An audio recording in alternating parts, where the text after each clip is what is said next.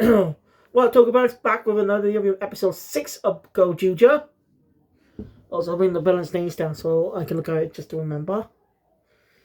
I'll say, out of all the Gozyuger episodes so far, this one is just kind of my favorite. A great story. And a great ending. I really can't wait to talk about it. So, let's get into it. I really forgot there was supposed to be narration, supposed to be recaps in every episode, since the last one didn't have one. So the episode, after the recap, the episode opens up with, well, Haru trying to live on Take a Sword again. Just like back in episode 2. He got fired for another job again. So he probably live up here for a bit, but, well, Yugi is not happy about that. There's a Bakugami. I'm just gonna call him Yugi.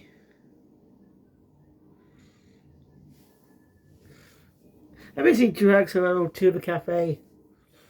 When you haven't seen it, the others were watching a news report about Tokonatsu. It said he was supposed to resign from being Prime Minister. Not Prime Minister, but he was supposed to resign from his position. Mainly due to his sword.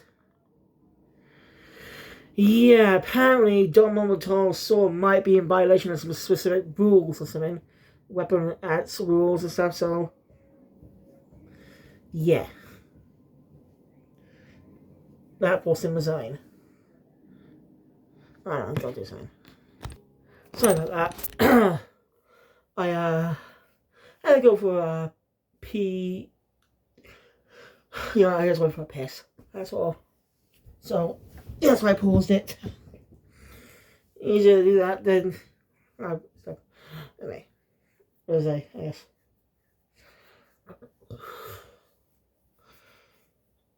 I mean, basically the foot soldiers. Well, foot soldiers just show up. I should have that means down too. And some of Laha. Actually, it's one of the main villains. Mr. Sharp Knife and Miss Sweet Cake.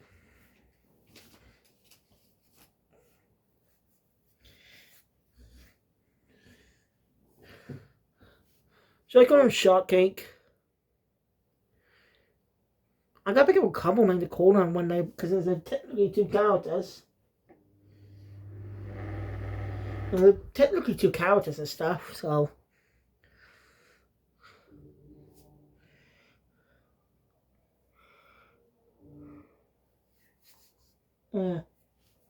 Basically, anyway, they basically announced a new alien, Tokonatsu.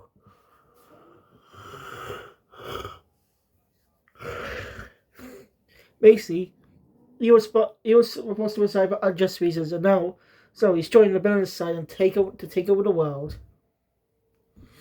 Basically, challenges the Gozyugers to a fight. They meet him at a location so they can hand. What is that? He wants them to hand over their wings. He ends up using the Bokenja ring to set up.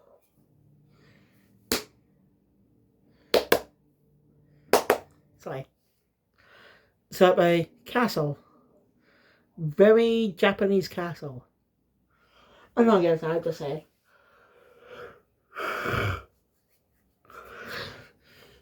Oh, by the way, pretty much just before, but there's some weird things going on with Toy. I mean, I think they do plan to do something with Sentai in Western countries for the future or something. I don't know. I remember reading this article a while ago about Toy want to focus on the Western countries, since the low birth rate in Japan. It's making them lose a lot of sales as their kids are growing up and stuff. No new kids growing up. Oof, that must have been hard. So it makes sense to focus on overseas work as well. So basically, that might give them the chance to sell Sentai merch in the West. Even have a visual comic crossover with the Power Rangers. You know, Sentai, Super Sentai X Power Rangers. That'd be a cool crossover.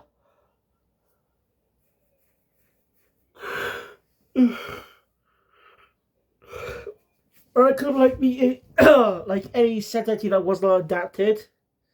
Like SPD and Lupin Ranger versus Pata Ranger.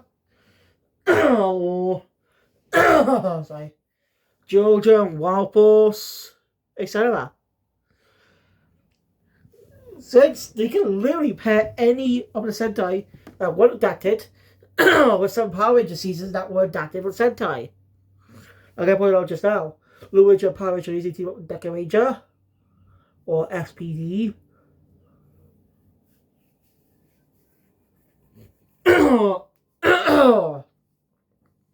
I can't think of.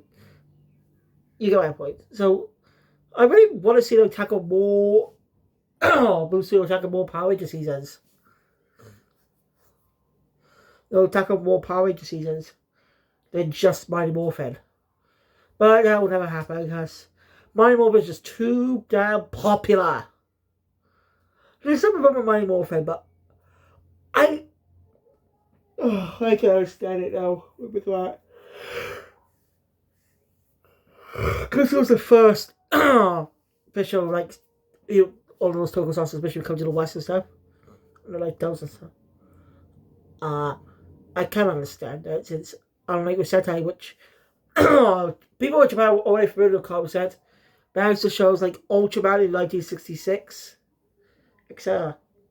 They're only used to the new hero every season. So over the years have become so common.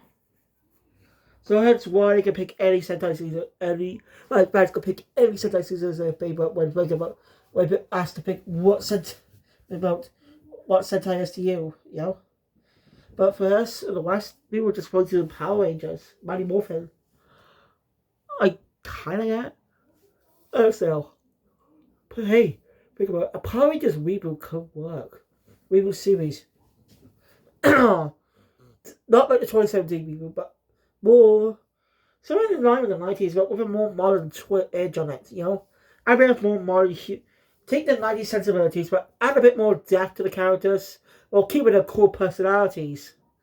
You know, don't make them a bit more layered than they were in the original series. That's how it could work. And plus, it could work for the eventual Omega Ranger story arc.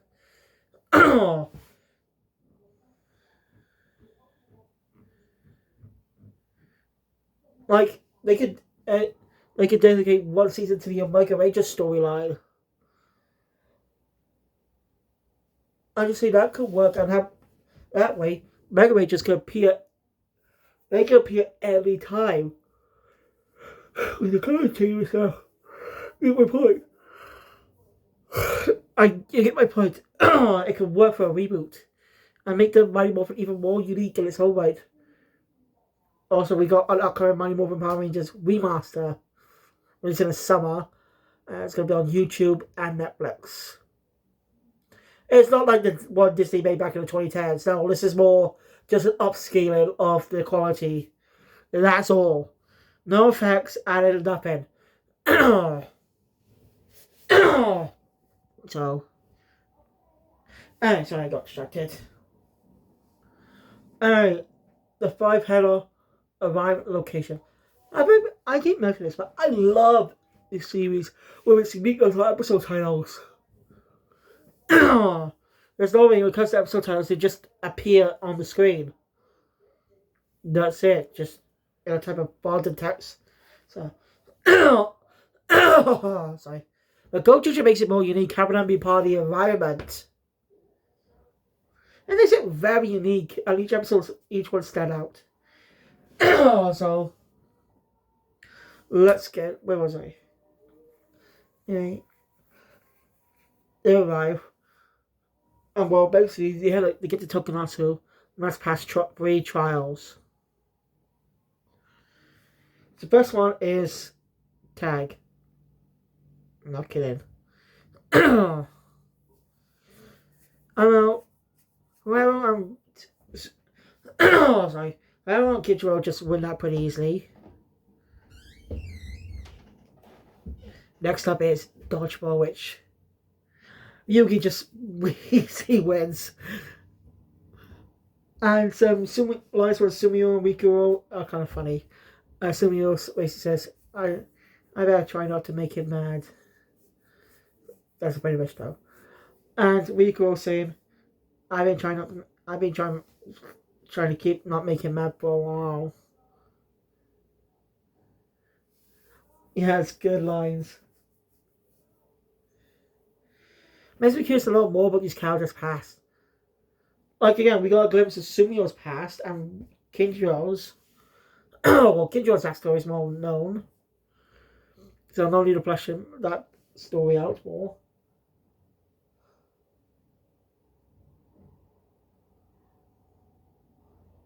But they say Mikuro's artist is about to place Kyoto Girl Genkaija. But again, I heard conflicting reports saying that was a different person as the character. Like getting like me suit actor or something. I don't know. Okay, I don't know if it's actually the voice or the suit. I don't know. Feel free to let me know in the comments because I'm really confused about that. Anyway, Fire Candle is definitely not happy about this. But let's give permission from the boss to put a wrench in this game if it achieves results.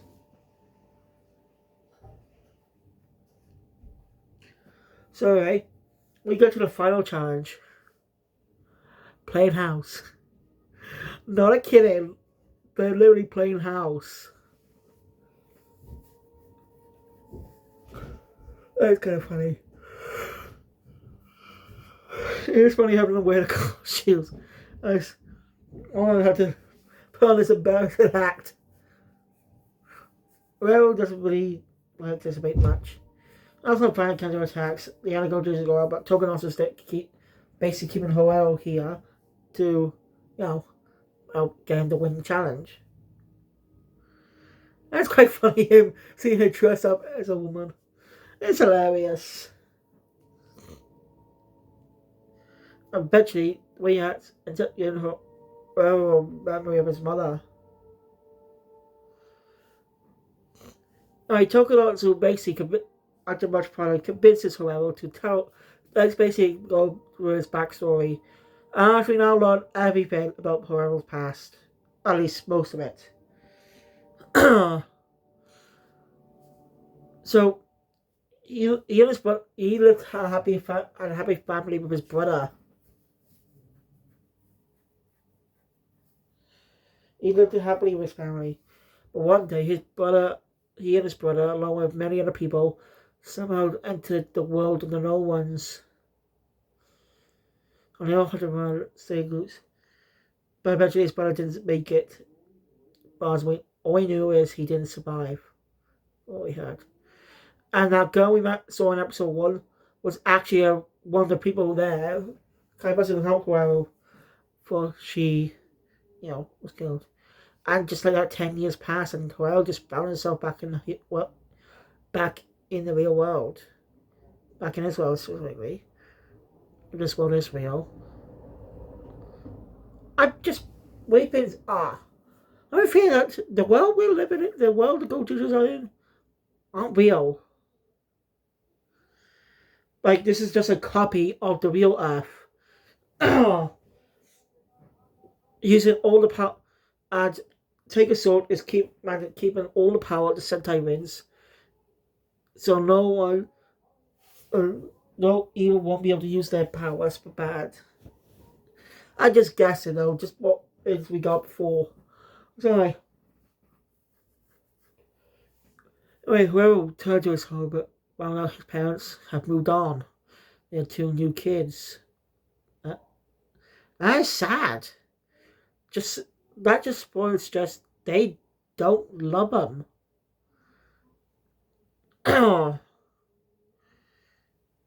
like, they don't love him.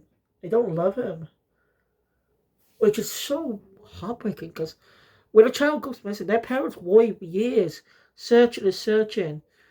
Even end up sometimes passing away, not knowing whatever happened to their child. Many cases, like the Sada family, I think that's what they're called, where a few of the children went missing and were never found. Those are cases of a lot of real life incidents.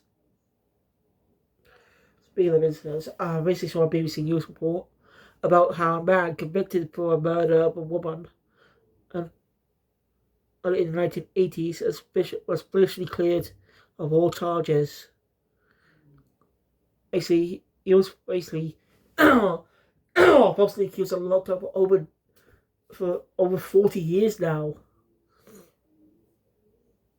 And the real killer is still on the loose, laughing. It's kind of messed up. But this is the UK justice system we're talking about. They're low as shit. Yeah, I said, I live in the UK, yes, but I can criticize the judgment system because, I mean, if you see a lot of the UK reports, especially of a specific incident that happened with two boys, yeah, you can see how fucked up the system is. Sorry, did we go off topic there? Where was I? So, yeah, I feel sad for how his parents just moved on after 10 years.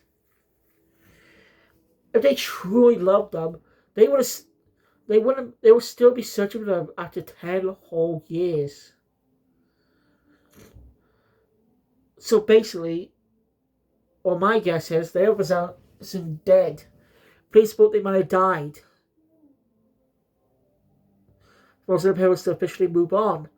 That's my guess, because I don't know. So basically, to the police and others, whoever was still missing,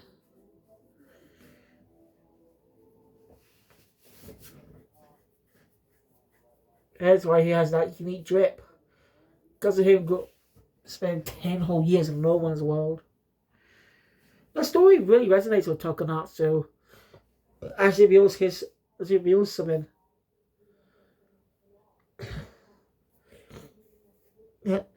All he wanted was a friend, someone who understood him, as someone who was pretty talented alone. You're never gonna play with, you're not gonna spend time with people that don't make any friends to play tag, dodgeball, or house. And so it's been something he's never had a chance to do. And that's really cool. Anyway, the other Gozyugers have a tough time. So Harada and Tokunatsu step out and fight together. Tokunatsu's wish is to have a best friend. And you see, he kind of got that. Wow. As they bow. Meanwhile, Mr. Keep reading this, I don't remember the names. Sharp Knife and Sweet Cake grow big. The first monster of the season to grow big. And it's basically, well, not the big boss, but maybe some type of boss for a big half of the season. Not a story arc. I don't know. So Sumio takes care of them. Well, Harada and Tokunatsu bow. Well, but Kando and by the way, his mech's still not fixed because Boket is still obsessed with Rikuro. He's hilarious. It's really a fun little gag from now on. She didn't even know that Rikuro is Goju Leon. So it's kind of like a Spider-Man Superman type of thing. Where the love interest for their secret identities. But it's more of a reverse. It's kind of like a reverse role for Rikuro. You get what I mean? So anyway. And that's done. Alright, take us to black defeats knife and cake. Defeats the two. Seemingly destroying them. I mean, come on. We don't get much time with them, so no way they kill him off that quick. But we'll get back to that. I feel like I have a Sentai mode though. We haven't seen that Sentai since Magic Ranger in 2005. 20, oh my god, 20 years ago! Yeah, Magic Ranger's over 20 years old this year.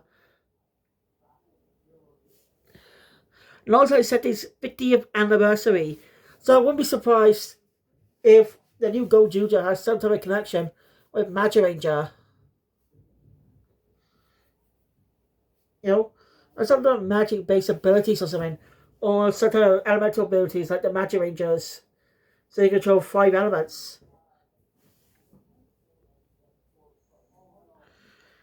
If you know what I mean. I don't know, but then again, other seasons over a decade old. Like 1985 season.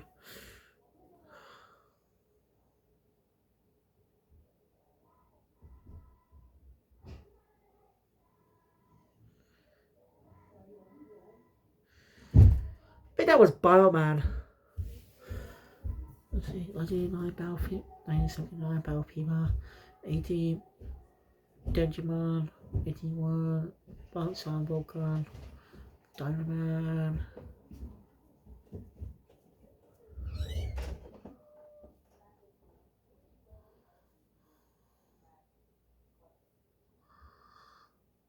No, that was 1984. I think 1985 was Changeman. I could be wrong now. Yeah. But it's just the first time Sentai ever celebrated their 5th, this type of anniversary. For some reason, they just celebrate their anniversaries for, like, the 30th season. Like, the very something number 5 season. I don't know why they do that. When Kamen celebrates their year anniversaries. Celebrates their year anniversaries. Since, 1981. Just saying, I just don't understand that. It's funny how Kamen Rider has less seasons than Super Sentai. Kamen Rider began in 1971. 4 years before Go Ranger will ever air. But mostly because the Heisei era, Kamen Rider Black X was the last season of the Heisei era. Showa era, sorry. The show era. And then a few movies. Including Kamen Rider J, which was the last movie. Which ended up starring the actor who went on to play Dwayne Ranger, Geki, in G Ranger.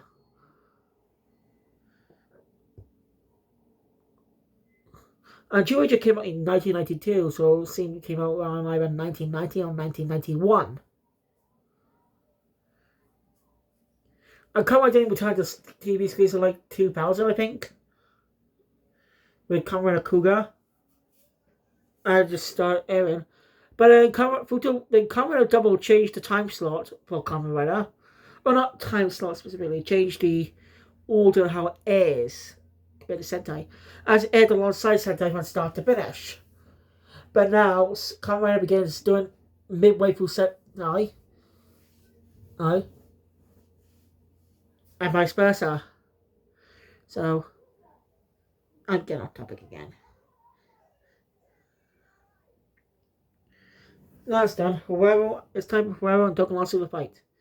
As Huevo basically declares Vlad to grant Tokonatsu's wish. And Brief Strike, who won the fight, Huevo wins. Goju Wolf wins. And again, Tokonatsu's Sentai wins. Since he was the only one not to have a single Sentai win. I do not know how many wins Rikuo or Ryugi has. Or even Shinjiro. He's not really much for combat as an old man.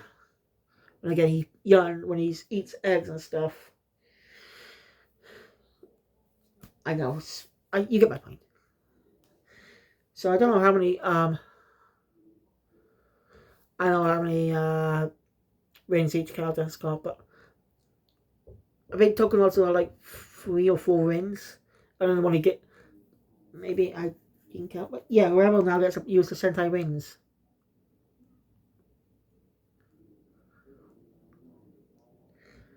And Tokunasu out of the ring wars.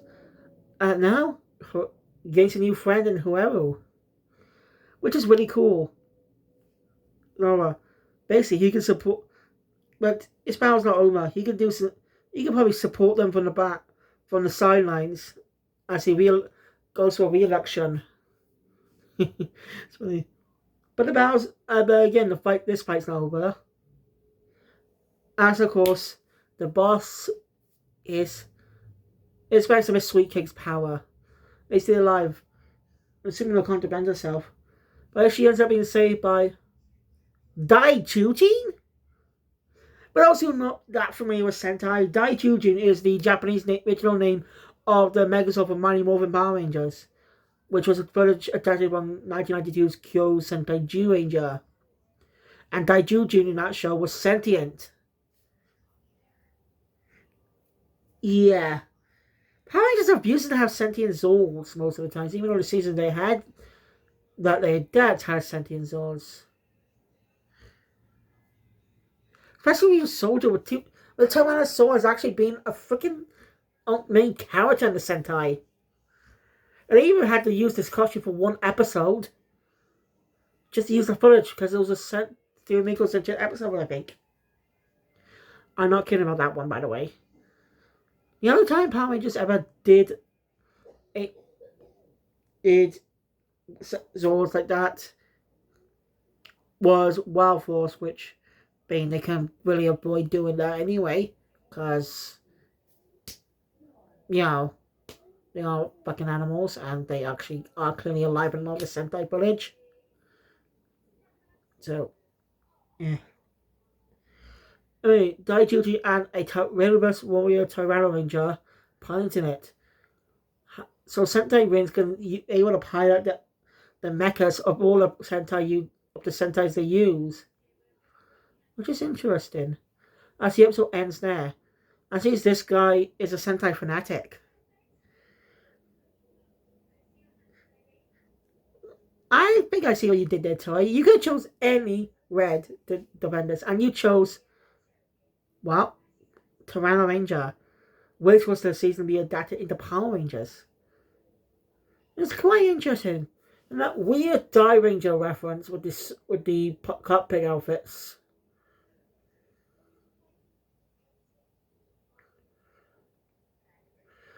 And he's realized we haven't had that bow intro set this episode. Interesting. First time this hasn't happened. But so I'm curious to see more of this guy. As the Gozyuger officially gain the name. I can't wait for it. So thank you guys for watching.